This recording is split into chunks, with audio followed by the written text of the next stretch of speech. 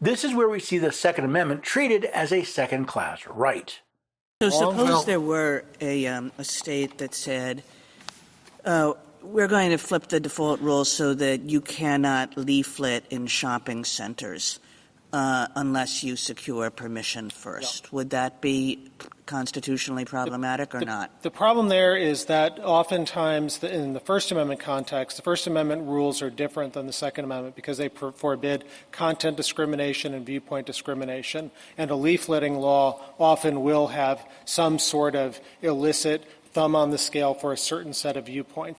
I wish to remind Mr. Katyal that the first 5 words of the First Amendment are Congress shall make no law. So a law that Justice Kagan describes, where the state restricts the distribution of leaflets, cannot violate the First Amendment because Congress did not make the law. But notice the underlying premise. Your implied consent to enter private property includes First Amendment protections, but not Second Amendment ones. And it strikes me that one of the things that your side of the case has to come to grips with is that it is a very clear constitutional right under the First Amendment. If I, for example, as a candidate for office, want to walk up to your door on private property and knock on the door and say, here, give me your vote, that's exercising the First Amendment right. But you say that it's different when it comes to the Second Amendment, that you can walk up. So when the candidate wants to walk up and he's carrying a gun, what exactly is the basis for the distinction? Because part of, again, what our precedents talk about in this area is that the Second Amendment has been treated as a sort of, a second-level right. And that's one area where given this law, I don't really see the basis for the distinction. So we totally agree the Second Amendment is no disfavored right. At the same time, there are rules about the Second Amendment, I think rules that this Court laid down in Bruin, in which you've said the relevant question is whether or not the scope of the Second Amendment's text as informed by history would say that there is a violation of the right. We totally agree. The Second Amendment has no disfavored right, but here are the rules that disfavor it. This argument would be laughable if it wasn't so serious. Justice Barrett took the arguments even farther. Let me one more question. So let me take it out of the First Amendment for you. I mean, let's pretend that public accommodation laws don't exist, because the 14th Amendment doesn't apply to private action, only state action. Let's say that a state, in the absence of public accommodation laws, decides to flip the default and say, unless the owner affirmatively consents, black people cannot enter your home. Yeah, so I think that's one which would be unconstitutional every day of the week because it would violate the Equal Protection Clause because the government on its face is making a racial classification. So because there's state action in the way the government is adjusting its property defaults. Absolutely. Even if there's a long history and tradition, say, in Louisiana, of this kind of discrimination at the doorstep. Right. It would still violate the Equal Protection Clause. Why isn't there state action here when the state is flipping the default? It's not just a matter of property law. Why is a state action a violation of equal protection of race, but not firearms? After all, if the Constitution is the supreme law of the land, as Article 6, Clause 2 states, shouldn't it apply equally in such cases?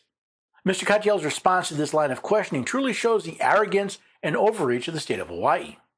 Our point is not that whether there's state action or not, it's that there's no underlying right. It's that my friend assumes, has conceded this. He said there is no right to come onto private property absent consent. And so the only question is whether the state can fill in the conditions. Yeah, there's no right to come onto private property without consent.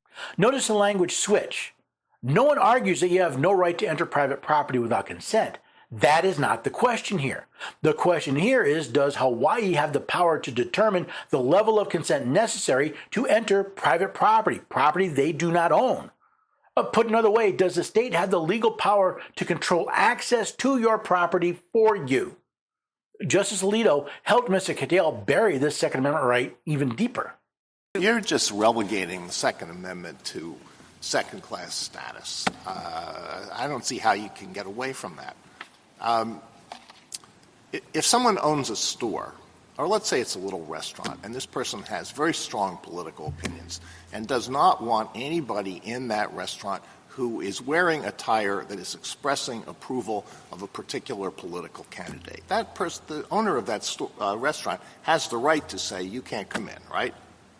Yes. All right. Now, could Hawaii enact a statute that says that if you are wearing the attire expressing approval of a particular political candidate, you can't come in unless you get express consent from the owner of the restaurant. Again, that's a viewpoint discrimination and prohibited. It's a by violation of the First Amendment. We have a violation of the First Amendment and a violation of the right that the court held is protected by the Second Amendment in Bruin, which is the right of law-abiding citizens to carry a firearm for purposes outside of the home for purposes of self-defense. I quite agree with much of what you're saying. I think what's the difference is that the Second Amendment, it's not a second-class right. It just doesn't have the same components of viewpoint discrimination or anti-discrimination for the 14th Amendment. That's just not in the Second Amendment. The Second Amendment is not a second-class right. It just doesn't have the same components of viewpoint discrimination or anti-discrimination for the 14th Amendment. Why not just claim separate but equal when it comes to these rights?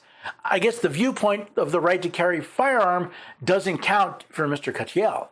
Justice Jackson seemed to throw Mr. Katyal a lifeline.